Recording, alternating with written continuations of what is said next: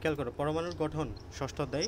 এই অধ্যায়টা আসলে একদিনে তো কখনোই সম্ভব হবে না, একদিনে এটা পড়ানোর মতো অধ্যায় না। অনেক বেশি যদি আস্তে আস্তে আস্তে আস্তে বুঝাইতে যায় সময় লাগবে। তারপরেও তোমাদেরকে যতটুক না বুঝাইলে না, আমি ততটুক বলে শেষ করে দিচ্ছি। হ্যাঁ, খেয়াল করো, পরমাণুর গঠন। এই অধ্যায়ে আমরা কি কি পড়বো একটু যদি দেখি, এই অধ্যায় শেষে আমরা কি কি জানবো, পরমাণুর গঠন ব্যাখ্যা করতে পারবো, পরমাণু কি এগুলো জানবো, পারমাণবিক সংখ্যা এবং ভর, এই দুটা বিষয় ক্লিয়ার রাখবো। আইসোটোপ, আইসোটোপ বিষয়টা কি। এরপর হচ্ছে ইলেকট্রন বিন্যাস, ইলেকট্রন বিন্যাস আমরা মেইনলি পড়বো এসএসসিতে। আমরা এখানে জাস্ট ডায়াগ্রামেটিক্যালি ইলেকট্রনগুলো কীভাবে বিন্যস্ত থাকে এটা একটু পড়বো জাস্ট, ওকে। এরপরে আয়ন কিভাবে সৃষ্টি হয়, ক্যাটায়ন ও অ্যানায়নের মধ্যে পার্থক্য কী, ঠিক আছে। এরপর হচ্ছে অ্যানায়ন ও ক্যাটায়নের ব্যবহার, রাসায়নিক সংকেত ইত্যাদি ব্যবহার করে রাসায়নিক সংকেত, আইসোটোপের ব্যবহার ইত্যাদি ইত্যাদি, ওকে। তাহলে আসো, পরমাণুর ধারণার বিকাশ ও গঠন।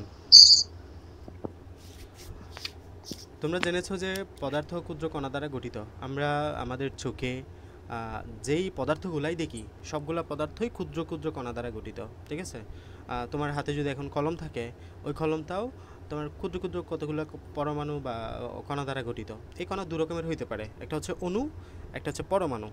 তো পরমাণু হচ্ছে ছোট, আর অণু হচ্ছে পরমাণুর চাইতে কিছুটা বড়, বুঝছো।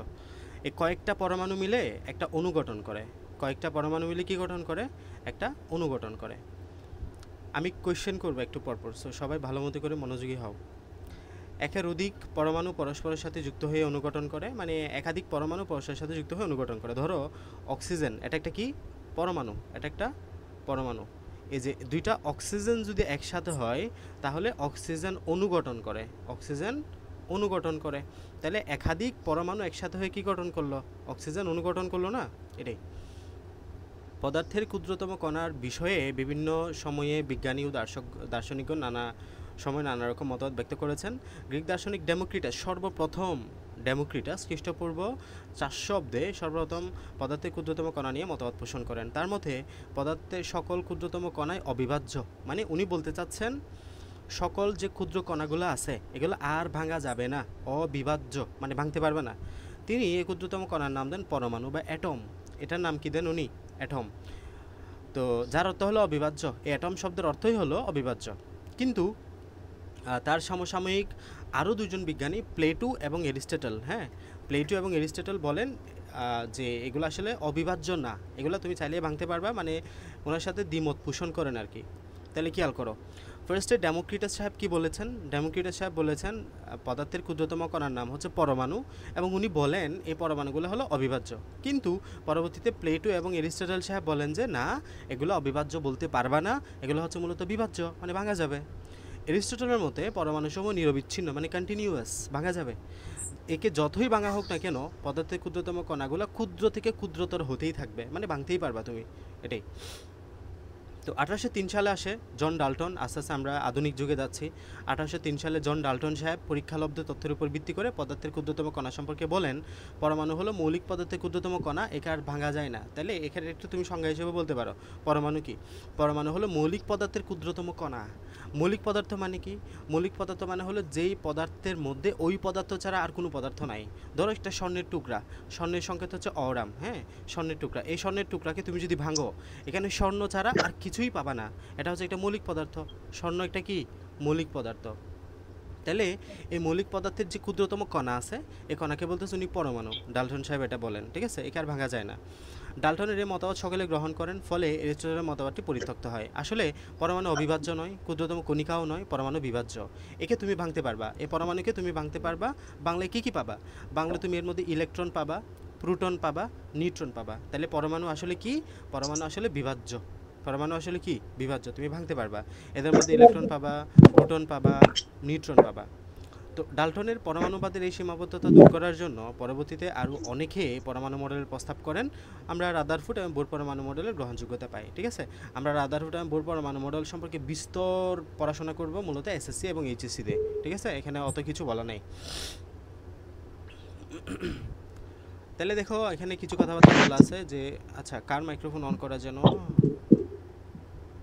জেসমিন আক্তার আইডি থেকে কি আসো তো আমি জানি না। তোমার আইডি এই যে মাইক্রোফোনটা একটু অফ রাখতে পারলে ভালো হয়। তোমার নামটা বলো তো একটু। তারিন।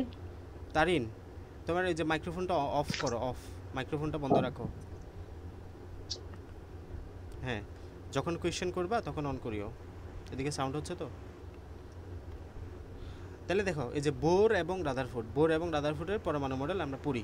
এই যে বিজ্ঞানী রাদারফোর্ড এবং তার সহকর্মীরা একটা পরীক্ষা করেন, তার যা পরমাণু গঠন সম্পর্কে ভালো ধারণা দেয়। পরীক্ষালব্ধ ফল থেকে রাদারফোর্ড বলেন যে পরমাণুতে ধনাত্মক আদান ও ভর একটি ক্ষুদ্র জায়গায় আবদ্ধ। মানে হচ্ছে এই যে একটা ক্ষুদ্র জায়গা আছে, যে ক্ষুদ্র জায়গার মধ্যে এরকম একটা পজিটিভ চার্জ আছে, সাথে এখানে ভর আছে, ভর পরমাণুর ম্যাক্সিমাম ভর। পরমাণুর মধ্যে তুমি যদি ভাঙতে থাকো পরমাণুকে, ভাঙার পরে তুমি একটা মাঝখানে এরকম ছোট্ট একটা জায়গা পাবা, যে জায়গার মধ্যে দেখবা যে একটা পজিটিভ আদান আছে, পজিটিভ আদান। ওকে, এই পজিটিভ আদানের মধ্যে ম্যাক্সিমাম ভর কেন্দ্রীভূত। তাহলে প্রথমে হচ্ছে পজিটিভ আদান নিয়ে বলা হয়েছে, ধনাত্মক আদান বা পজিটিভ আদান, ভর একটা ক্ষুদ্র জায়গায় আবদ্ধ। এই জায়গাটা পরমাণুর কেন্দ্রে অবস্থিত, এর নাম দেয় নিউক্লিয়াস। তাহলে খেয়াল করো, ধরো এটা হলো একটা পরমাণু, এই পরমাণুর মাঝখানে একটা ক্ষুদ্র জায়গা আছে, যে জায়গার মধ্যে একটা ধনাত্মক আদান আছে, যে জায়গার মধ্যে একটা ধনাত্মক বা পজিটিভ আদান আছে, ঠিক আছে। এবং এই পজিটিভ আদানটার যে এই এরিয়া, ক্ষুদ্র একটা এরিয়া যা আছে না, এখানে ছোট্ট একটা জায়গা আছে না, এই জায়গাটার নাম দেন উনি নিউক্লিয়াস। এই জায়গাটার নাম দেন কি? নিউক্লিয়াস। তো উনি আরও ব্যাখ্যা দেন যে পরমাণুর বেশিরভাগ জায়গায় ফাঁকা। তাহলে দেখো এই যে পরমাণু তো একটা বিশাল, হ্যাঁ, এখানে ম্যাক্সিমাম জায়গা কিন্তু ফাঁকা, এই ফাঁকা জায়গায় কিচ্ছু নাই। হ্যাঁ, জাস্ট এখানে আমাদের মাঝখানে একটা জায়গা আছে, যে জায়গাতে নিউক্লিয়াস বলতেছি, এবং এই জায়গাটার মধ্যে কি আছে? পজিটিভ কিছু আছে, পজিটিভ জাতীয় কিছু আছে। এই পজিটিভ যে বস্তুটা আছে, এই বস্তুটার নাম দিচ্ছি আমরা প্রোটন। এই বস্তুটার নাম কি দিবা? প্রোটন। এখানে মাঝখানে যেটা আছে সেটা হচ্ছে মূলত প্রোটন। তাহলে ম্যাক্সিমাম জায়গায় ফাঁকা। আর ঋণাত্মক আদানযুক্ত কণার তেমন কোনো ভর নাই, তারা নিউক্লিয়াসকে কেন্দ্র করে ঘুরছে। এই যে দেখো এখানে মাঝখানে পজিটিভ চার্জ বিশিষ্ট একটা বস্তু আছে, এই পজিটিভ চার্জ বিশিষ্ট বস্তুকে ঘিরে এখানে ইলেকট্রনসমূহ বিভিন্ন কক্ষপথে এরকম ঘুরে বেড়ায়, বিভিন্ন কক্ষপথে ইলেকট্রনসমূহ ঘুরে বেড়ায়। ইলেকট্রনের উপরে আমি একটা নেগেটিভ সাইন দিছি না, এর মানে হলো এটা হচ্ছে ঋণাত্মক চার্জ বিশিষ্ট। এটা কেমন? এটা হচ্ছে ঋণাত্মক চার্জ বিশিষ্ট, মানে হলো নেগেটিভ চার্জ। এটা কেমন? এটা হচ্ছে নেগেটিভ চার্জ বিশিষ্ট। তাহলে মনে রেখো, আমাদের মাঝখানে কি থাকবে? পজিটিভ চার্জ বিশিষ্ট একটা প্রোটন থাকবে, মাঝখানে কি থাকবে? প্রোটন। আর এখানে বিভিন্ন কক্ষপথে ইলেকট্রন ঘূর্ণায়মান থাকবে। এগুলোই পরীক্ষা আসবে। তো রাদারফোর্ডের মডেল সৌরজগতের মতো। তাহলে আমরা সৌরজগতে কি দেখছি খেয়াল করো, সৌরজগতের মাঝখানে আমরা সূর্য দেখছি না, সূর্যকে কেন্দ্র করে পৃথিবী, মঙ্গল, তারপর যে বৃহস্পতি, যে গ্রহ উপগ্রহগুলো আছে, এগুলো এরকম করে ঘুরে, তাই না? এখানেও সেম, যে মাঝখানে দেখো, মাঝখানে একটা নিউক্লিয়াস যেখানে পজিটিভ চার্জ, এই পজিটিভ চার্জকে কেন্দ্র করে বিভিন্ন ইলেকট্রন এরকম করে ঘুরে। তার এটা অনেকটা সৌরজগতের মতো না? এই যে এটাই বলতেছে যে রাদারফোর্ড মডেলটা মূলত সৌরজগতের মতো। কিন্তু রাদারফোর্ড কোনো নির্দিষ্ট কক্ষপথের কথা বলেন নাই। এই রাদারফোর্ড সাহেবের অনেক ত্রুটি আছে ওই মডেলের মধ্যে। একটা ত্রুটি হলো, উনি কোনো কক্ষপথের কথা বলেন নাই। উনি বলছে যে তোমার এই যে ইলেকট্রনগুলো জাস্ট এরকম কক্ষপথে ঘুরে, কিন্তু কক্ষপথটা কেমন, কক্ষপথটা কি গোলাকার, কক্ষপথটা কি উপবৃত্তাকার, কক্ষপথটা কেমন, এটা সম্পর্কে কোনো আইডিয়াই উনি দেন নাই। সো এটা হচ্ছে তার একটা ভুল বা সীমাবদ্ধতা বলতে পারো যে এটা। তাহলে বিজ্ঞানী বোর পরবর্তীকালে ধারণা দেন ঋণাত্মক আদানযুক্ত কণা নির্দিষ্ট কক্ষপথে ঘুরে, বৃত্তাকার কক্ষপথে ঘুরে। তাহলে বিজ্ঞানী বোর পরবর্তীতে ওনার বোর পরমাণু মডেলে তো উনি একদম ক্লিয়ার করে দেয় যে বিভিন্ন ইলেকট্রনগুলা এরকম বৃত্তাকার কক্ষপথে এরকম ঘূর্ণায়মান থাকে। তো উপরোক্ত আলোচনা থেকে বলা যায় পরমাণু অবিভাজ্য না, মানে পরমাণু আসলে ভাঙতে পারবা তুমি, বিভাজ্য। ভেঙে কী পাবা? ইলেকট্রন পাবা, প্রোটন পাবা, নিউট্রন পাবা। তো পরমাণুর কেন্দ্রে নিউক্লিয়াস রয়েছে, নিউক্লিয়াসের মধ্যে ধনাত্মক চার্জযুক্ত প্রোটন এবং আদান নিরপেক্ষ নিউট্রন রয়েছে। পরমাণুর ভরের প্রায় পুরোটাই নিউক্লিয়াসে থাকে, মানে এগুলো আমি দেখাচ্ছি। ঋণাত্মক আদানযুক্ত ইলেকট্রন নিউক্লিয়াসকে কেন্দ্র করে ঘুরছে এবং ইলেকট্রন ও নিউক্লিয়াসের মধ্যবর্তী জায়গা ফাঁকা, ফলে প্রকৃতপক্ষে পরমাণুর বেশি জায়গা ফাঁকা। তাহলে দেখো এগুলো একটু তুমি ডায়াগ্রামে বুঝলে সহজ হয়ে যাবে। কি বলতেছে যে পরমাণুর ম্যাক্সিমাম জায়গা ফাঁকা। দেখো তাহলে এটা যদি তোমার একটা তুমি পরমাণু চিন্তা করো, মাঝখানে কি পাবা? মাঝখানে পাবা নিউক্লিয়াস। মাঝখানে কি পাবা? মাঝখানে জায়গাটার নাম কি? এটার নাম হচ্ছে যে নিউক্লিয়াস। মনে রাখো, মাঝখানে জায়গাটার নাম কি? নিউক্লিয়াস। এই নিউক্লিয়াসের মধ্যে কি পাবা? নিউক্লিয়াসের মধ্যে তুমি প্রোটন পাচ্ছ, প্রোটন, এবং আরেকটা মনে রাখো যে নিউট্রন। মাঝখানের মধ্যে তুমি প্রোটন পাচ্ছ এবং নিউট্রন পাচ্ছ। এই প্রোটনটা হলো পি দিয়ে মনে রাখবা যে পজিটিভ, আর নিউট্রন হচ্ছে যে নিউট্রাল, মানে সে পজিটিভও না সে নেগেটিভও না। বুঝতে পারছো? তাহলে এই প্রোটনটা হচ্ছে যে পজিটিভ, এই নিউট্রনটা হচ্ছে যে নিউট্রাল, সে পজিটিভও না সে নেগেটিভও না। এবং বিভিন্ন কক্ষপথে ইলেকট্রন ঘুরতে থাকে, বিভিন্ন কক্ষপথে ইলেকট্রন ঘুরতে থাকে। তাহলে 3-4টা কথা। একটা হচ্ছে পরমাণুর কেন্দ্রস্থলে ধনাত্মক ভারী বস্তু বিদ্যমান যার নাম হচ্ছে নিউক্লিয়াস, এবং মজার বিষয় হলো পরমাণুর ম্যাক্সিমাম ভর এই নিউক্লিয়াসের মধ্যে থাকে। পরমাণুর যে ভর, এই ভরটা ম্যাক্সিমাম এই নিউক্লিয়াসের মধ্যেই থাকে। তাহলে পরমাণুর এখানে আমাদের নিউক্লিয়াসের মধ্যে কী থাকে? প্রোটন থাকবে পজিটিভ, নিউট্রন থাকবে নেগেটিভ, ইলেকট্রন হচ্ছে যে নিউট্রন নিউট্রাল, হ্যাঁ, প্রোটন পজিটিভ, নিউট্রন নিউট্রাল, আর ইলেকট্রন সমূহ নিউক্লিয়াসকে কেন্দ্র করে বিভিন্ন কক্ষপথে ঘূর্ণায়মান থাকবে। এটাই। এতটুকু ক্লিয়ার কিনা বলো তো? যুবরাজ বুঝছো? জি ভাইয়া। মাইশা? জি ভাইয়া বুঝছি। আনিশা? সাজি। এরপরে মোহাম্মদ টিপু, এই আইডি থেকে কি আছো? নামটা একটু বলো তো, তোমার আইডি থেকে নাম বুঝতে পারতেছি না।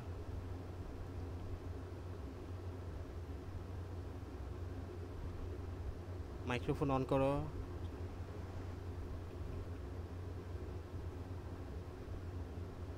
রে আবার এ করছে। অদিতি বুঝতে পারছো তুমি? হ্যাঁ স্যার বুঝছি। ওকে, তাহলে দেখো খুবই সিম্পল কথা বাবা, এগুলো আমরা 9-10-ও তোমাদেরকে বারবার বলতে হয়। 9-10-এর শুরুতে এই পড়াগুলাই আছে, এগুলো এখান থেকে ক্লিয়ার করে গেলে 9-10-এ তোমাদের আর কষ্ট হয় না রসায়ন বা কেমিস্ট্রি পড়তে। যে মাঝখানে পরমাণুর মাঝখানে কি থাকবে? একটা নিউক্লিয়াস থাকবে, নিউক্লিয়াসের মধ্যে প্রোটন এবং নিউট্রন থাকবে। প্রোটনটা হচ্ছে পজিটিভ, নিউট্রনটা হচ্ছে কোনো চার্জ নাই মানে নিউট্রাল, আর ম্যাক্সিমাম জায়গা হচ্ছে ফাঁকা, আর বিভিন্ন কক্ষপথে ইলেকট্রনগুলো ঘূর্ণায়মান থাকে। সিম্পল। এখন আসো পারমাণবিক সংখ্যা। তাহলে দেখো আমি এখান থেকে একটু বলে দিই তোমাদেরকে, এখনই তোমরা ক্লিয়ার হতে পারবা যে পারমাণবিক সংখ্যা কী। এই যেখানে বলতেছো না নিউক্লিয়াসের মধ্যে কি থাকে? প্রোটন থাকে। কয়টা প্রোটন থাকে? যতটা প্রোটন থাকে এই প্রোটন সংখ্যাটাই হচ্ছে পারমাণবিক সংখ্যা। তাহলে তোমাকে যদি বলা হয় পারমাণবিক সংখ্যা কি, তুই কি বলবা বলো তো? পরমাণু নিউক্লিয়াসের মধ্যে যে প্রোটন সংখ্যাটা থাকে ওই প্রোটন সংখ্যাটাই হচ্ছে তার পারমাণবিক সংখ্যা। বলতে পারবে না? তাহলে পারমাণবিক সংখ্যা কি? পারমাণবিক সংখ্যা হচ্ছে এই নিউক্লিয়াসের মধ্যে যে প্রোটন থাকে, প্রোটন এই প্রোটন যতগুলা থাকে, এই প্রোটনের সংখ্যাটা যতটা থাকে সেটাই হচ্ছে তার পারমাণবিক সংখ্যা। খুবই সহজ। এখন আসো ভর সংখ্যাটা কি? ভর সংখ্যা হলো এখানে প্রোটন সংখ্যা দেখতে পাচ্ছ নিউক্লিয়াসের মধ্যে, আবার নিউক্লিয়াসের মধ্যে নিউট্রন সংখ্যা দেখতে পাচ্ছ। প্রোটন এবং নিউট্রন সংখ্যার যোগফল কে তুমি ভর সংখ্যা বলবা। তাহলে ভর সংখ্যা কি?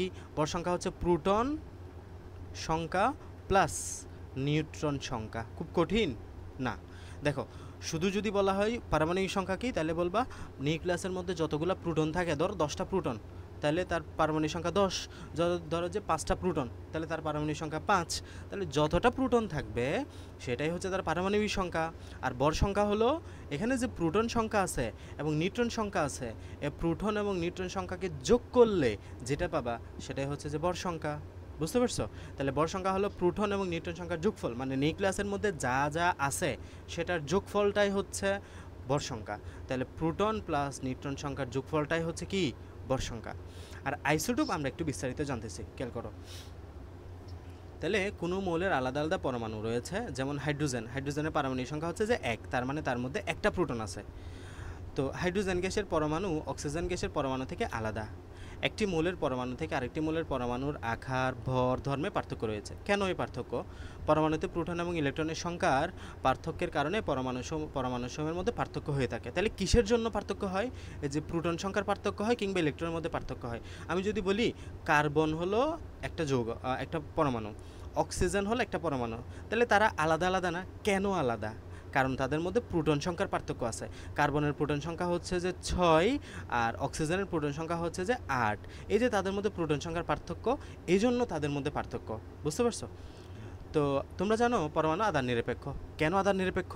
দেখো যে পরমাণু কেন আধান নিরপেক্ষ, কারণ হলো দেখো যে এখানে আমরা যখন আঁকতেছিলাম, এখানে দেখো মাঝখানে মাঝখানে কি আছে বলতেছি, নিউক্লিয়াস। নিউক্লিয়াসের মধ্যে কি আছে, প্রোটন সংখ্যা আছে। প্রোটন কি বলতেছি, পজিটিভ। আর বিভিন্ন কক্ষপথে ইলেকট্রন ঘুরতেছে, কিন্তু ইলেকট্রন নেগেটিভ চার্জ ঘুরতেছে। সব সময় মনে রাখবা, একটা একটা পরমাণুতে ঠিক যতগুলা প্রোটন থাকবে ওই পরিমাণে ইলেকট্রন থাকবে।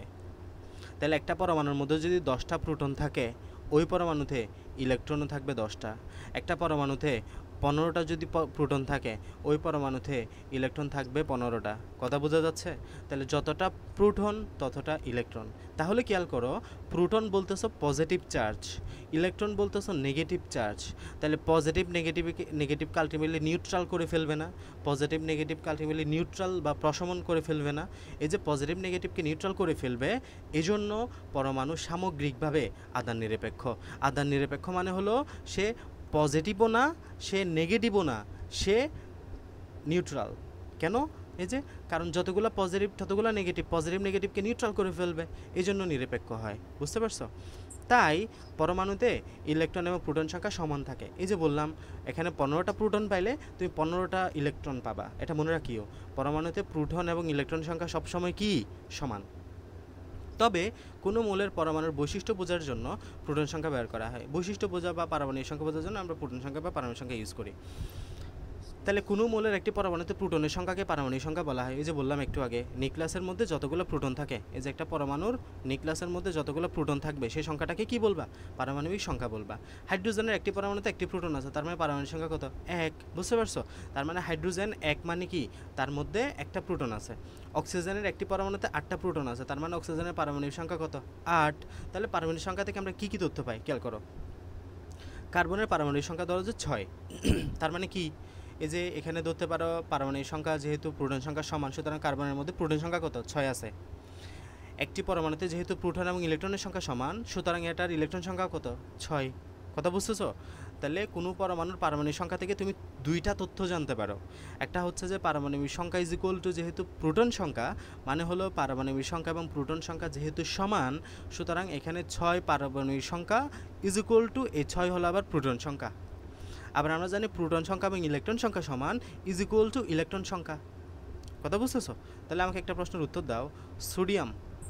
সোডিয়ামের মধ্যে পারমাণবিক সংখ্যা হলো 11, এটার প্রোটন সংখ্যা কত, এটার ইলেকট্রন সংখ্যা কত, বলো।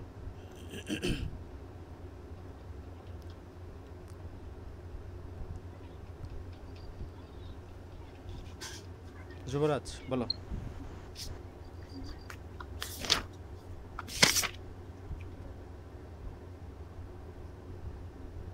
মাইশা বলো।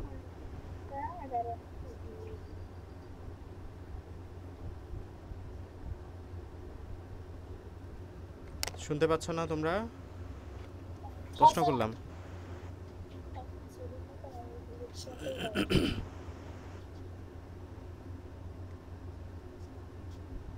মাইশা, এখানে সোডিয়ামের মধ্যে প্রোটন সংখ্যা কত, ইলেকট্রন সংখ্যা কত?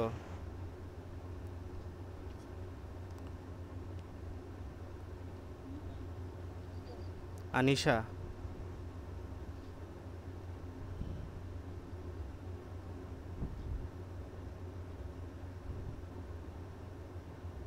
তোমরা কি বুঝো নাই? Yes or no? নো বললে নো, না ইয়েস বললে ইয়েস। নো বললে আমি রিপিট করবো, ইয়েস বললে আমি আগায় যাব।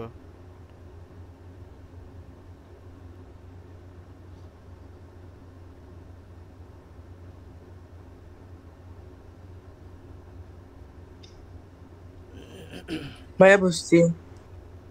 তাহলে বলো প্রোটন সংখ্যা কত এখানে? প্রোটন সংখ্যা 11, ইলেকট্রন সংখ্যা 11। এতক্ষণ এটা বলতে? সোডিয়াম 11 এর মানে কি? এর মানে হচ্ছে পারমাণবিক সংখ্যা হচ্ছে 11। তো কি বললাম, পারমাণবিক সংখ্যা 11 যদি হয়, প্রোটন সংখ্যা হবে কত? 11। এবং কোনো মৌলের পরমাণুর পারমাণবিক সংখ্যা যত, ইলেকট্রন সংখ্যা ঠিক তত থাকে, ইলেকট্রন সংখ্যা হবে কত? 11। সিম্পল। এখানে এই উদাহরণটাই দিচ্ছে, কার্বনের পারমাণবিক সংখ্যা হচ্ছে 6, সুতরাং এর প্রোটন সংখ্যা হচ্ছে 6 এবং ইলেকট্রন সংখ্যা হচ্ছে 6, এটাই। তো কোনো মৌলের পারমাণবিক সংখ্যা বলতে যা বোঝা যায় কি, ওই মৌলের পরমাণুতে কয়টা নিউট্রন আছে। না, নিউট্রন সংখ্যা আমরা জানতে পারি না। নিউট্রন সংখ্যা জানার জন্য ভর সংখ্যা লাগবে, ঠিক আছে? ভর সংখ্যার নামে জানতে হবে। তো একটি পরমাণুতে ইলেকট্রনের ভর নগণ্য, মানে ইলেকট্রনের ভরটা তুমি অনেকটা বাদ দিতেই পারো। হ্যাঁ, নগণ্য মানে একেবারেই কম। তো পরমাণুর প্রায় সবটুকুই ভর নিউক্লিয়াসে থাকে, অর্থাৎ কোনো পরমাণুর ভর প্রোটন এবং নিউট্রনের ভর। তাহলে কি বললাম একটু আগে? তো আমি বললাম যে একটি পরমাণুর নিউক্লিয়াসের মধ্যে একটি পরমাণুর এটা যদি একটা পরমাণু ধরো, পরমাণুর নিউক্লিয়াসের মধ্যে কি থাকে? Proton plus neutron. এই প্রোটন এবং নিউট্রনের যে যোগফল, এই যোগফলটাকে বলতেছি ভর সংখ্যা, ভর সংখ্যা। তাইলে তোমাকে যদি এখন আমি বলি, দেখি কে পারো, যে সোডিয়ামের ভর সংখ্যা হলো 23, সোডিয়ামের ভর সংখ্যা হলো 23, সোডিয়ামের প্রোটন সংখ্যা হলো বা পারমাণবিক সংখ্যা হলো 11, সোডিয়ামের নিউট্রন সংখ্যা কত বলো তো? বলতে পারবা? স্যার 12। কেমনে বের করলা? 23 থেকে 11 বাদ দিলে তো এটাই থাকে। হ্যাঁ, গুড। কারণ দেখো, ভর সংখ্যা মানে কি বললা? ভর সংখ্যা মানে হলো প্রোটন এবং নিউট্রন সংখ্যার যোগফল। তাহলে এই যে P plus N is equal to যদি 23 হয়, তোমাকে পি ইজ ইকুয়াল টু দেওয়া আছে 11, তার মানে এন এর মান কত হবে? জাস্ট বিয়োগ করে দিবা।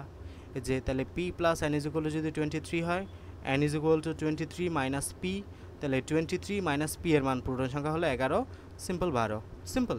তো ভর সংখ্যা থেকে প্রোটন সংখ্যা বিয়োগ দিবা, বিয়োগ দিলে তুমি নিউট্রন সংখ্যা পেয়ে যাচ্ছ। কথা বুঝছো? তাহলে ভর সংখ্যা থেকে তুমি নিউট্রন সংখ্যা কীভাবে বের করবা?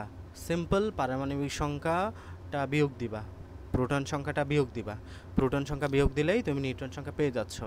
ওকে, এটাই এখানে এই কথাটাই বলছে। তাহলে কোনো মূলের ভর সংখ্যা সমান ওই মূলের পরমাণুতে প্রোটন সংখ্যা প্লাস নিউট্রন সংখ্যা, মানে পি প্লাস এন। তাহলে ভর সংখ্যা মানে কি? প্রোটন প্লাস নিউট্রন সংখ্যা। তাহলে অক্সিজেনের নিউক্লিয়াসে 8টি প্রোটন আছে, 8টি নিউট্রন আছে, ভর সংখ্যা কত? 16। সোডিয়ামের মধ্যে 11টি প্রোটন আছে, 12টি নিউট্রন আছে, ভর সংখ্যা কত? 23। এখন আমি যেটা দেখাইলাম এটাই। আচ্ছা, এটার আনসার বলো তো কেউ। খ নামক একটা মৌলের পারমাণবিক সংখ্যা হচ্ছে 17, তার মানে পি এর মান 17, ভর সংখ্যা হলো 35। ঠিক আছে, ভর সংখ্যা মানে কি? P plus N, proton plus নিউট্রনের মান হলো 35। তুমি আমাকে বলো ইলেকট্রনের মান কত, প্রোটনের মান কত, নিউট্রনের মান কত, বলো।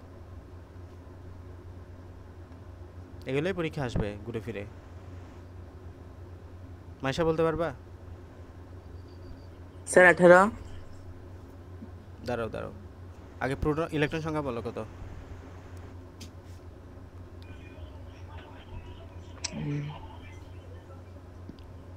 18। না, 18টা কি বললাম মূলত? 18 ছাড়া ইলেকট্রন সংখ্যা। না, না না 18 ইলেকট্রন না। দেখো, পারমাণবিক সংখ্যা সমান কি বললাম? কোনো মৌলের প্রোটন সংখ্যাকে তার পারমাণবিক সংখ্যা বলা হয়, এটা বলি নাই একটু আগে? কোনো মৌলের যতগুলো প্রোটন থাকে ঠিক ততটাই পারমাণবিক সংখ্যা। তার মানে পারমাণবিক সংখ্যা সমান কি? প্রোটন সংখ্যা। তার মানে এখানে প্রোটন সংখ্যা কত? 17। আবার এটাও বলছি, কোনো পরমাণুতে যতটা প্রোটন থাকে ততটা ইলেকট্রন থাকে, তার মানে ইলেকট্রন সংখ্যাও কত? 17। আর এখন যেভাবে বিয়োগ করে বের করছো, নিউট্রন সংখ্যা কীভাবে বের করতে হয়? ভর সংখ্যা থেকে প্রোটন সংখ্যাটা বিয়োগ করতে হয়। তাহলে 35 থেকে 17 বিয়োগ করবা, নিউট্রন সংখ্যা পাওয়া যাবে। নিউট্রন সংখ্যা কত? 18। 35 থেকে 17 বিয়োগ করলে কত হবে? 18। বুঝছো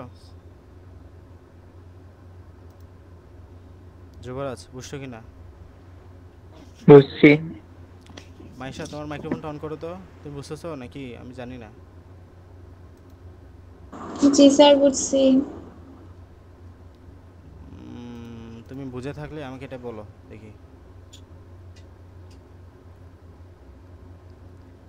কত দিব।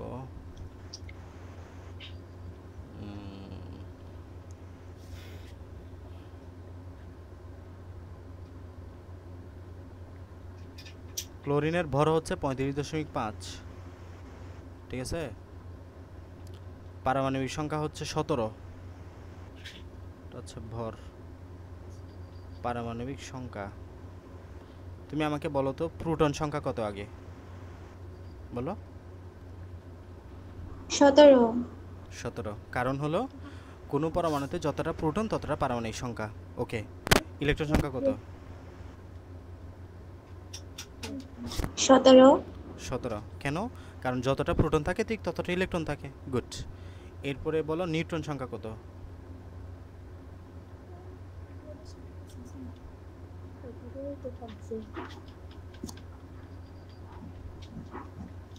18 হ্যাঁ 18 18 নিউট্রন সংখ্যা কীভাবে বের করতে হয়? এই বর সংখ্যা থেকে পারমাণবিক সংখ্যাটা বিয়োগ দিবা, সিম্পল। প্রোটন সংখ্যাটা বিয়োগ দিবা, তাহলে 25.5 থেকে শত বিয়োগ দিলে কত হয়? 18.5 না?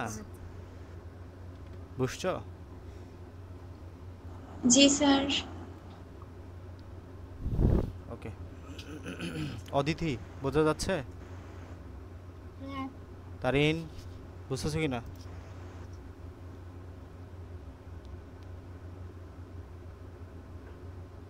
জি এই যে এখানে দেওয়া আছে। এখন আসো আইসোটোপ, এই বিষয়টা নিয়ে আমরা একটু পড়ি। নামের শেষে প আছে একটা, আইসোটোপ। দেখো নামটাকে তুমি ভাঙাও, এটা হচ্ছে আইসোটোপ। আইসো, আইসো শব্দের অর্থ হচ্ছে যে সমান। আইসো শব্দের অর্থ কি? সমান। টোপ, প মানে হলো প্রোটন সংখ্যা, মানে এরা হলো একাধিক পরমাণু যাদের মধ্যে প্রোটন সংখ্যাটা সমান থাকে, যাদের মধ্যে কি হয়? প্রোটন সংখ্যাটা সমান থাকে। তাহলে নামের মধ্যে মিল পাইছো না? আইসো মানে হলো সমান, প মানে হলো প্রোটন সংখ্যা, তাহলে আইসোটোপ মানে হলো যাদের প্রোটন সংখ্যা সমান থাকে। ঠিক আছে? তাহলে ভিন্নতাকে কি?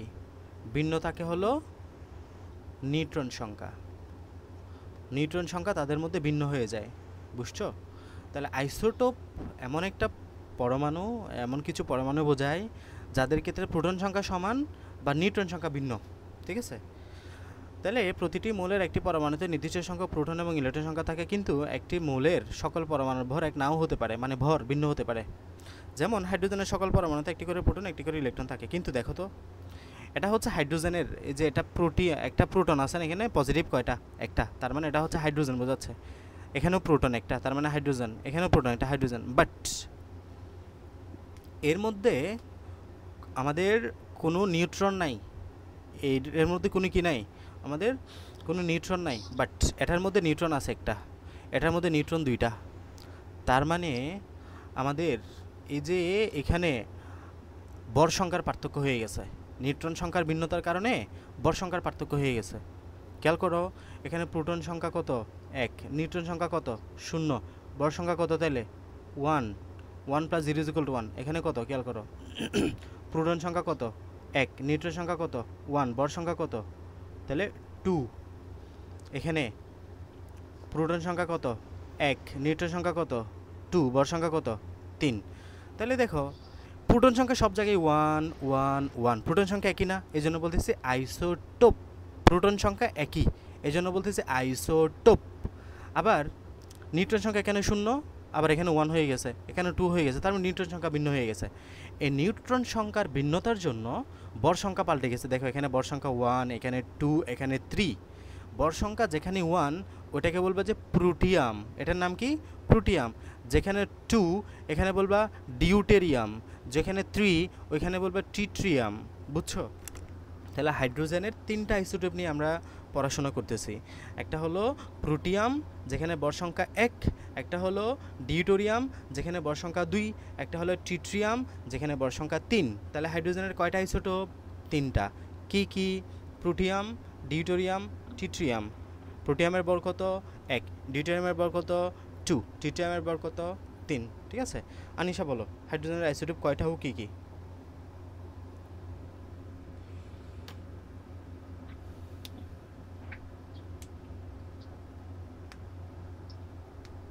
দেখি দেখি বলো কি কি? Electron, proton, neutron. হ্যাঁ হ্যাঁ, আবার বলো। Electron, proton, neutron. কি বলতেছো উল্টাপাল্টা? কেন তো দেখা যাচ্ছে হাইড্রোজেনের আইসোটোপ হলো 3টা, প্রোটিয়াম, ডিউটোরিয়াম, ট্রিট্রিয়াম। হাইড্রোজেনের আইসোটোপ হলো 3টা, প্রোটিয়াম, ডিউটোরিয়াম, ট্রিট্রিয়াম। ওকে? প্রোটিয়ামের ক্ষেত্রে প্রোটন সংখ্যা কত? এখানে সব জায়গায় এখানে বর সংখ্যা কত? 1, এখানে বর সংখ্যা কত? 2, এখানে বর সংখ্যা কত? 3। ঠিক আছে? এগুলো মনে রাখিও। এখানে কথাবার্তাগুলোই বলছে যে একটাতে বর সংখ্যা 1, আরটাতে ডিউটোরিয়ামে বর সংখ্যা হচ্ছে 2, আরটাতে বর সংখ্যা হচ্ছে 3, তো এদের মধ্যে দেখো ভর সংখ্যাটার পার্থক্য, এই তিনটাকে আমরা হাইড্রোজেনের তিনটা আইসোটোপ বলছি, ঠিক আছে। তাহলে কোনো মৌলের ভিন্ন ধরনের পরমাণু যাদের প্রোটন সংখ্যা বা পারমাণবিক সংখ্যা সমান কিন্তু ভর সংখ্যা ভিন্ন, তাদেরকে আইসোটোপ বলবা। তাহলে আইসোটোপ কাকে বলে এখন কি বলবা? যাদের মধ্যে প্রোটন সংখ্যাটা সমান কিন্তু ভর সংখ্যা ভিন্ন। দেখতেছো এখানে, এখানে প্রোটন একটা, এখানেও একটা, এখানেও একটা, বাট ভর সংখ্যা ভিন্ন। এখানে ভর সংখ্যা 1, এখানে 2, এখানে 3। তাহলে সবার মধ্যে প্রোটন সংখ্যা 1 কিন্তু ভর সংখ্যা ভিন্ন, এই জন্য এটাকে আমরা বলতেছি কি আইসোটোপ। তাহলে আইসোটোপ মানে কি? যাদের মধ্যে প্রোটন সংখ্যা সমান। এই নামের শেষেই প আছে না, প দিয়ে মনে রাখবা যে যাদের মধ্যে প্রোটন সংখ্যা সমান তাদের মধ্যে এবং ভর সংখ্যা ভিন্ন। তাহলে যাদের মধ্যে প্রোটন সংখ্যা সমান ভর সংখ্যা ভিন্ন তাদেরকে কি বলবা? আইসোটোপ বলবা, সিম্পল। তো এই আর কি, এগুলো মনে রাখিও। কার্বনের 3টা আইসোটোপ পাওয়া যায়, কার্বন 12, কার্বন 13, কার্বন 14। এগুলা তোমরা বড় হলে পড়বা। এখন আসো এই আইসোটোপগুলো কোথায় ব্যবহার করা হয়, এগুলো খুব গুরুত্বপূর্ণ। এগুলো তোমাদের সিকিউতে আসে, হ্যাঁ, এগুলো তোমাদের সিকিউতে আসে। কোথায় ব্যবহার করা হয় আমি জাস্ট কয়েকটা লাইন বলে যাবো, এগুলো জাস্ট একটু পড়িও ভালো মতো। দেখো, চিকিৎসা ক্ষেত্রে ব্যবহার করা হয়, আমাদের মেডিকেলে ইউজ করা হয়। কীরকম কাজে? এই যে কোনো ক্ষুদ্র রক্তনালী ক্ষতিগ্রস্ত হলে রক্তের মাধ্যমে নির্দিষ্ট কতগুলো তেজস্ক্রিয় আইসোটোপ পাঠিয়ে তা শনাক্ত করা যায়। মনে করো কারো কোনো ব্লাড ভেসেল মানে আর্টারিতে কোনো সমস্যা হয়েছে, তো এটা আমরা এই যে তোমার আইসোটোপ পাঠাইয়া সেখানে এটা শনাক্ত করতে পারি। তারপর ক্যান্সার আক্রান্ত রোগীর কোনো কোষ, ক্যান্সার কোষ ধ্বংস করা, ওই যে ক্যান্সার কোষ ধ্বংস করার জন্য এই আইসোটোপটা ব্যবহার করা হয়, ঠিক আছে, এটা মনে রাখিও। তাছাড়াও ডাক্তারি যন্ত্রপাতি জীবাণুমুক্ত করার জন্য এটা ইউজ করা হয়। এবার কৃষিক্ষেত্রে ব্যবহার করা হয় পতঙ্গ নিয়ন্ত্রণে, হ্যাঁ, ইনসেকটিসাইড হিসেবে ইউজ করা হয়, এটা পতঙ্গ নিয়ন্ত্রণে ব্যবহার করা হয়। খাদ্যদ্রব্য সংরক্ষণে, ব্যাকটেরিয়া সহ নানা দ্রব্য তেজস্ক্রিয় রশ্মিতে মারা যায়, তাই তেজস্ক্রিয় রশ্মি ব্যবহার করে আমরা ফলমূল ইত্যাদি সংরক্ষণ করতে পারি, মানে তাজা রাখতে আর কি, হ্যাঁ। ভূতাত্ত্বিক গবেষণায় ব্যবহার করা হয়, এগুলো একটু পড়তে পারো। মানে পৃথিবীর বয়স নির্ণয়ে আমাদের আইসোটোপ ব্যবহার করে, পৃথিবীর বয়স নির্ণয়ে কার্বন 14 আইসোটোপ ব্যবহার করে, এটা মনে রাখিও। পৃথিবীর বয়স নির্ণয়ে কার্বন 14 নামক আইসোটোপ ব্যবহার করা হয়। এখন আসো পরমাণুতে আমাদের ইলেকট্রনসমূহ কীভাবে বিন্যস্ত থাকে। প্রথম কথা, তোমাকে এখান থেকে এই 18টা পরমাণুর নাম, পারমাণবিক সংখ্যা মনে রাখতে হবে। এগুলো এভাবে পড়বা: hydrogen 1, helium 2, lithium 3, beryllium 4, boron 5, carbon 6, nitrogen 7, oxygen 8, fluorine 9, neon 10, sodium 11, magnesium 12, aluminium 13, silicon 14, phosphorus 15, sulphur 16, chlorine 17, argon 18। এভাবে করে পড়বা। এগুলো তোমরা যদি সিরিয়ালি পড়ো, মানে হলো hydrogen, helium, lithium, beryllium, boron, carbon, nitrogen, এভাবে যদি পড়ো, তাহলে আমি যদি জিজ্ঞেস করি কার্বন কত, তোমাকে গণে আসতে হবে। সো এইভাবে করে না পড়ে তুমি নাম ধরে ধরে পড়ো। হাইড্রোজেন 1, হিলিয়াম 2, লিথিয়াম 4, বোরন 5, তারপর কার্বন 6, এভাবে করে পড়বা, তাহলে তোমার জন্য অনেক সহজ হবে। বুঝতে পারছো? তাহলে এগুলো একটু মনে রাখতে হবে। আর ইলেকট্রন কীভাবে বিন্যস্ত থাকে এটা আমি একটু দেখাই দিই, তোমরা বুঝে যাবে। দেখো, আমি ফার্স্টে দেখো কার্বনেরটা দেখাই। কার্বন শুরুতে প্রথম শক্তি স্তর, তারপর দ্বিতীয় শক্তি স্তর, তারপর তুমি এভাবে যত শক্তি স্তর প্রয়োজন আঁকবা আর কি, হ্যাঁ। প্রথম শক্তি স্তরে সর্বোচ্চ ইলেকট্রন থাকতে পারবে 2টা। প্রথম শক্তি স্তরে সর্বোচ্চ ইলেকট্রন থাকতে পারবে কয়টা? 2টা। এই যে প্রথম শক্তি স্তরে সর্বোচ্চ ইলেকট্রন থাকতে পারবে কয়টা? 2টা। দ্বিতীয় শক্তি স্তরে সর্বোচ্চ ইলেকট্রন থাকতে পারবে কয়টা? 8টা। তৃতীয় শক্তি স্তরে সর্বোচ্চ ইলেকট্রন থাকতে পারবে কয়টা? 18টা। এতটুকু তুমি মনে রাখো। তাহলে প্রথম শক্তি স্তরে কয়টা দিবা? 2টা সর্বোচ্চ। দ্বিতীয় শক্তি স্তরে কয়টা দিবা? 8টা। তৃতীয় শক্তি স্তরে কয়টা দিবা? 18টা। আমি যদি তোমাকে বলি অক্সিজেন 18টা আঁকো, অক্সিজেন 8, তাহলে তোমার কাছে ইলেকট্রন আছে কয়টা এখন? 8টা। তাহলে 8টা ইলেকট্রন কীভাবে দিবা দেখো। প্রথম শক্তি স্তরে 2টা দিলা, কারণ প্রথম শক্তি স্তরে সর্বোচ্চ 2টা আঁকতে পারবা। বাকি হাতে আছে কয়টা? আর 6টা। তাহলে 8টার মধ্যে 2টা দিয়ে দিছ, বাকি আর হাতে কয়টা? 6টা। ওই 6টা দ্বিতীয় শক্তি স্তরে দিয়ে দিবা, শেষ। তৃতীয় শক্তি স্তরে কোনো ইলেকট্রন লাগবে না, এটা আঁকারও দরকার নাই। বুঝতে পারছো? তাহলে এইভাবে জাস্ট প্রথম শক্তি স্তরে 2টা দিয়ে বাকিগুলা দিতে থাকবা। এবার আমি যদি তোমাকে বলি নিয়ন 10 আঁকো, প্রথম শক্তি স্তরে কয়টা? 2টা। এই যে নিয়ন 10, প্রথম শক্তি স্তরে 2টা, এরপর শক্তি স্তরে বাকিগুলো দিতে, তাহলে 10টার মধ্যে 2টা চলে গেল, হাতে থাকে কয়টা? আর 8টা। যে 2টা, 4টা, 6টা, 8টা, 10টা হয়ে গেল। এই যে 10টা গুণে দেখো, এটা হচ্ছে নিয়ন 10, ঠিক আছে।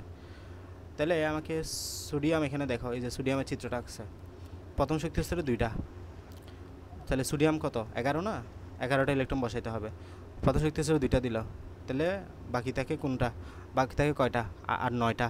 9টার মধ্যে দ্বিতীয় শক্তি স্তরে 8টা দিতে পারবো, এই যে 2টা, 4টা, 6টা, 8টা। আরও বাকি থাকে কয়টা? একটা। ওই একটা তৃতীয় শক্তি স্তরে দিলা, বুঝছো? তাহলে এখন আমাকে বলো ফসফরাস 15 প্রথম শক্তি স্তরে কয়টা দিব বলো যুবরাজ? 2টা। 2টা। তারপর তারপর দ্বিতীয় শক্তি স্তরে 8টা। তারপর তারপর তৃতীয় শক্তি স্তরে 5টা। হ্যাঁ হ্যাঁ হ্যাঁ, ঠিক আছে। তাহলে 2টা, এদিকে 10টা হলো না, তার 5টা হবে। গুড। এগুলো সিঙ্গেল সিঙ্গেলও দিতে পারো বা যেমন মন চাই দিতে পারো। 2 4 5 হয়ে গেল, ঠিক আছে।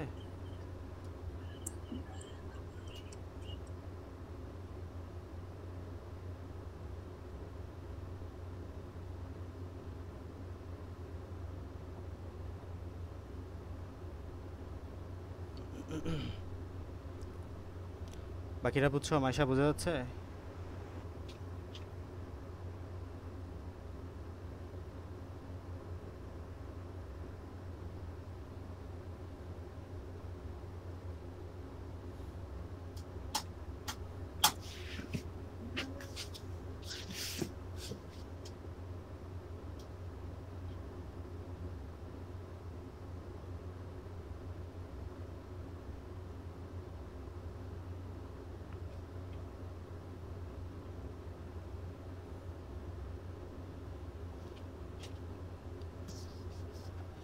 ওকে, তাহলে আঁকলা। হ্যাঁ, এভাবে করে ধরো তোমাকে যদি ক্লোরিন আঁকতে বলা হয়, ক্লোরিনের ক্ষেত্রে কয়টা?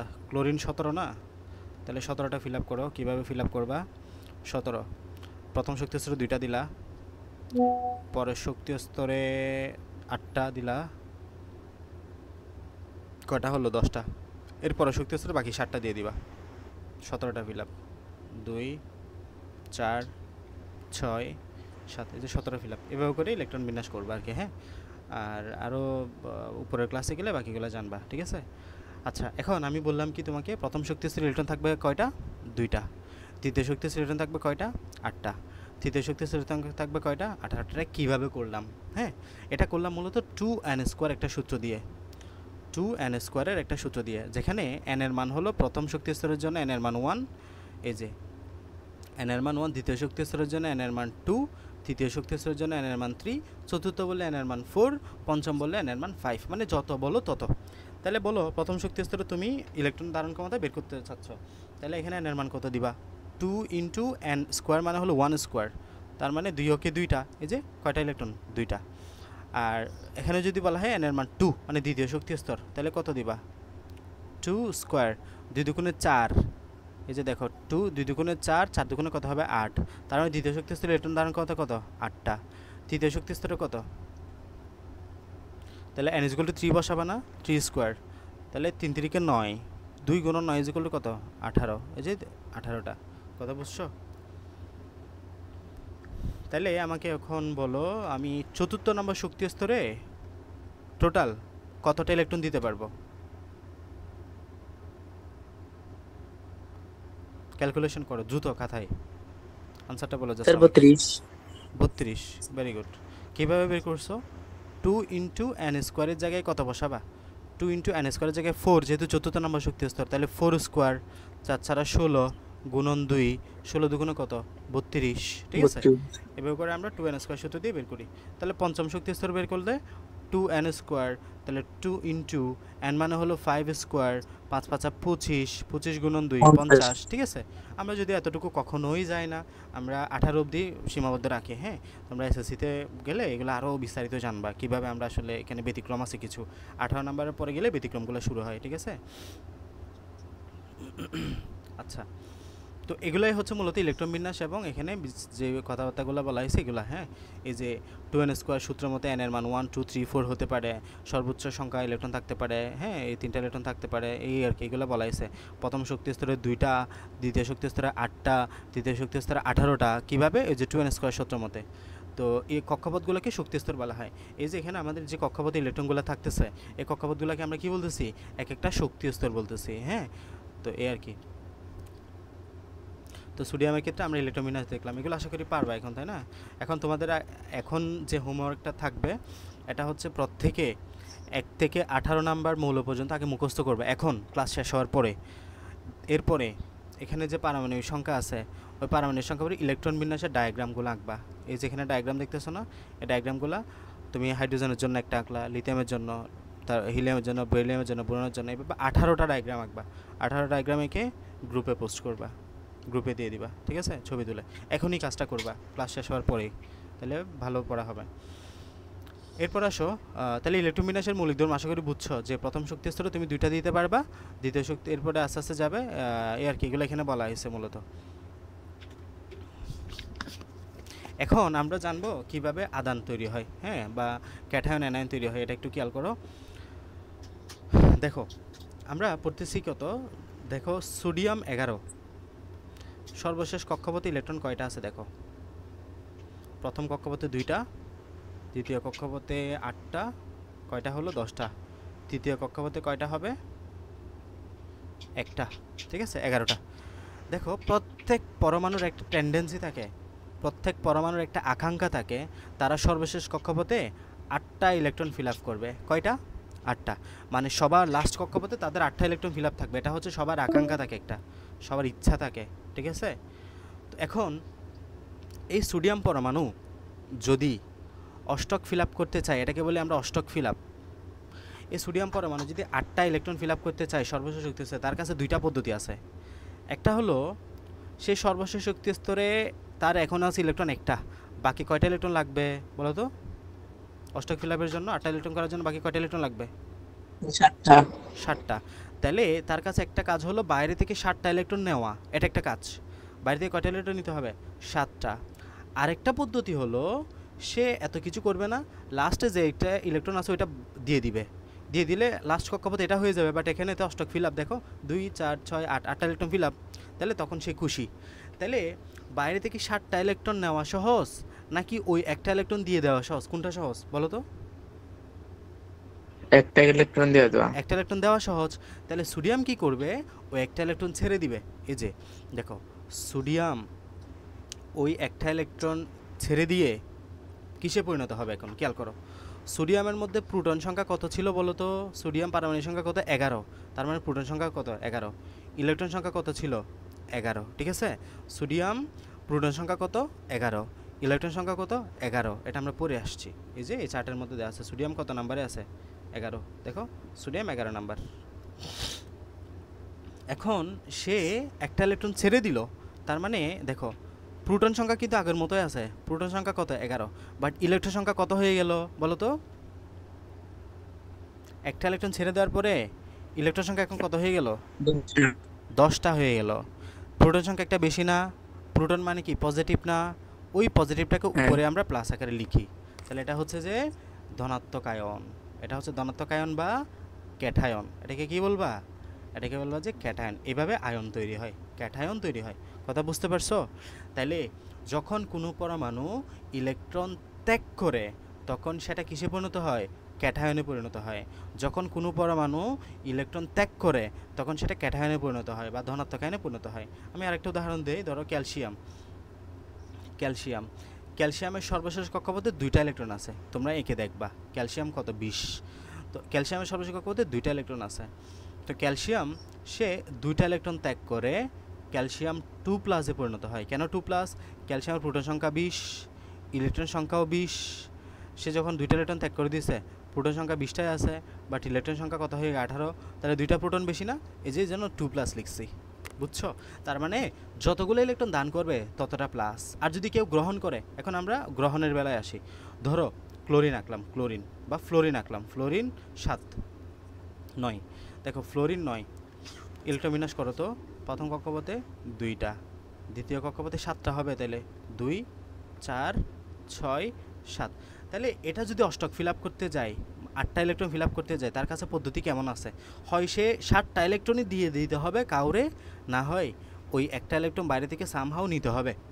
বাইরে থেকে একটা ইলেকট্রন কী করতে হবে, নিতে হবে।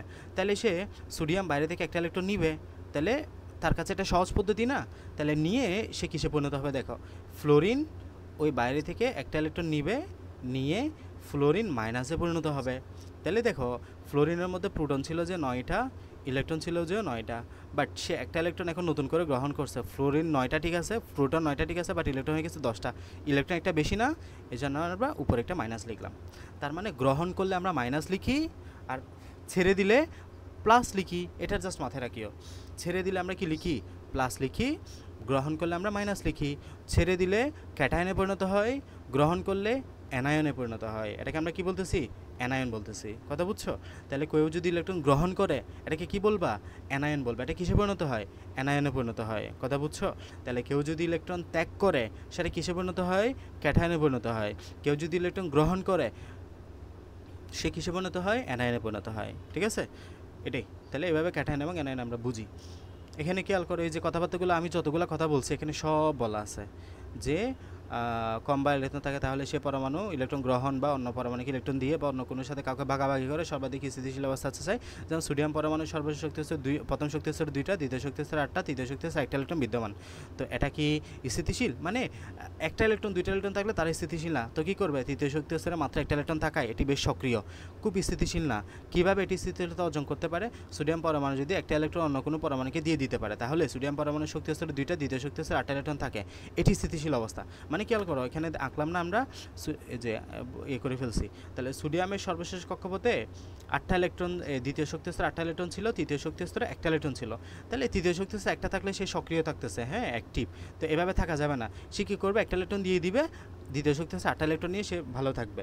তাহলে সে 1টা ইলেকট্রন বর্জন করে বা হারিয়ে নিজে কিছুটা পরিবর্তিত হয়ে যায়, এবং তো এভাবে করে সে মোটামুটি সক্রিয় হয়।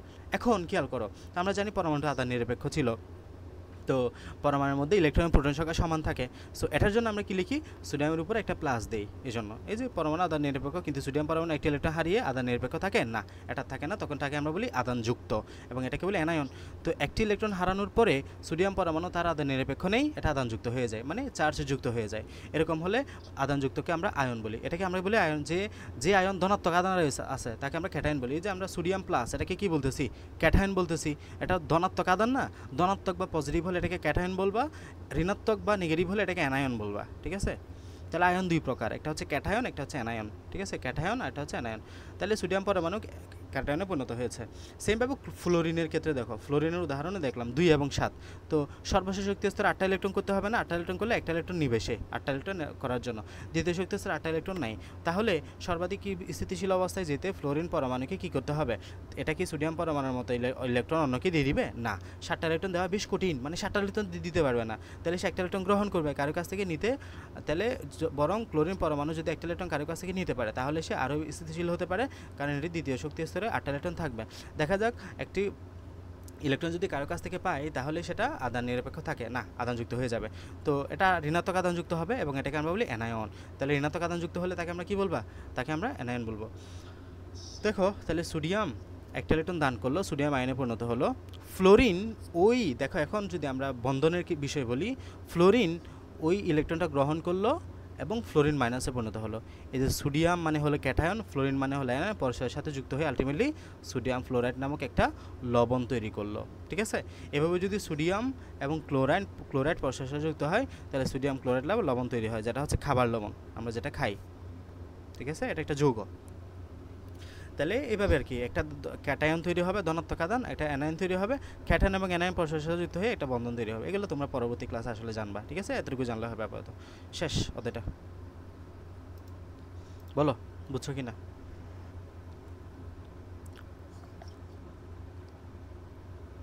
অদিতি বুঝে গেছে? হ্যাঁ।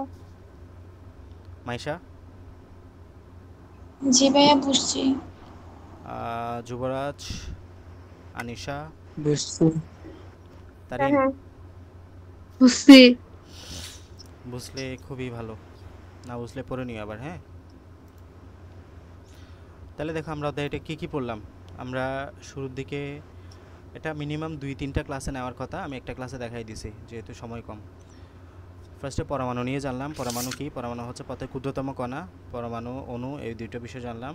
হচ্ছে রাদারফোর্ড পরমাণু মডেল ইত্যাদি। হ্যাঁ, মাঝখানে নিউক্লিয়াস থাকে, নিউক্লিয়াসের ভিতরে প্রোটন এবং ইলেকট্রন থাকবে, আর প্রোটন এবং নিউট্রন থাকবে, ইলেকট্রন সমূহ বিভিন্ন কক্ষপথে ঘূর্ণায়মান থাকবে। এই দুটা বিষয়। হ্যাঁ, এরপর আমরা পারমাণবিক সংখ্যা জানলাম, ভর সংখ্যা জানলাম, আইসোটোপ জানলাম। পারমাণবিক সংখ্যা মানে কি? ওই প্রোটন সংখ্যাটাই হচ্ছে পারমাণবিক সংখ্যা। আর ভর সংখ্যা মানে কি? ভর সংখ্যা মানে হলো প্রোটন প্লাস নিউট্রন সংখ্যা। আর আইসোটোপ মানে হলো যাদের মধ্যে প্রোটন সংখ্যা সমান, ভর সংখ্যা ভিন্ন। ঠিক আছে, এরপরে এটা পড়ছি। এরপরে বিভিন্ন মৌলের ইলেকট্রন, প্রোটন, নিউট্রন সংখ্যা বের করা শিখছি। এরপর হচ্ছে আইসোটোপ কি জানছি? আইসোটোপ মানে হলো যাদের প্রোটন সংখ্যা সমান বাট ভর সংখ্যা ভিন্ন, তাদেরকে আইসোটোপ বলা হয়। আইসোটোপের ব্যবহার কোথায় কোথায় ব্যবহার করা হয়? চিকিৎসা ক্ষেত্রে ব্যবহার করা হয়, কৃষিক্ষেত্রে ব্যবহার করা হয়, ইত্যাদি ইত্যাদি কাজে ব্যবহার করা হয়। এরপর পরমাণুতে ইলেকট্রনগুলো কীভাবে বিন্যস্ত থাকে? প্রথম শক্তি স্তরে 2n² সূত্র মতে প্রথম শক্তি স্তরে 2টা, পরবর্তী দ্বিতীয় শক্তি স্তরে 8টা, তৃতীয় শক্তি স্তরে 18টা ইলেকট্রন থাকে। এভাবে করে আমরা পড়লাম। এরপরে আমরা 18টা মৌলের কাজ জানলাম, 18টা মৌলের পারমাণবিক সংখ্যা জানলাম, দেন কীভাবে ইলেকট্রন বিন্যস্ত থাকে। সো এখন তোমাদের কাজ হলো ক্লাস শেষ হওয়ার পরে তোমরা এই 18টা মৌলের পারমাণবিক সংখ্যাটা এখনই মুখস্থ করবা, সাথে ওই যে ইলেকট্রন বিন্যাসগুলো খাতায় এঁকে আমাকে এখনই গ্রুপে এটা ছবি পাঠাবা।